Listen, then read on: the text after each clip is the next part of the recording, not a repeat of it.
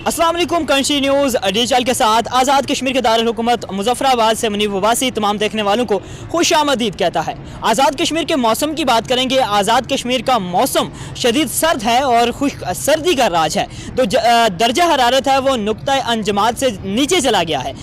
इसके अलावा अगर आपको बताएं खुश्क सर्दी के साथ साथ मुजफ्फराबाद की बात करें तो यहाँ पर इस वक्त शदीद धुंध है और मुजफ्फराबाद के चारों अतराफ जो बुलंदो बाला पहाड़ हैं वो इस वक्त शहरियों को नज़र नहीं आ रहे, क्योंकि जो यहाँ पर धुंध है उसने जो पहाड़ों को अपने दामन में जो है वो छुपाया हुआ है। इस वक्त पहाड़ों को अपने घेरे में लिया हुआ है। इसके अलावा अगर बात करें नीलम वैली की तो वहाँ पर सर्दी इतनी महसूस की जा रही है, इतनी सर्दी है कि वहाँ पर पानी जो दरिया का पानी है वो जम चुका है, झीलें जो है वो जमना शुरू हो चुकी हैं और दर्जा हरारत नीलम का -20 डिग्री रिकॉर्ड किया गया है।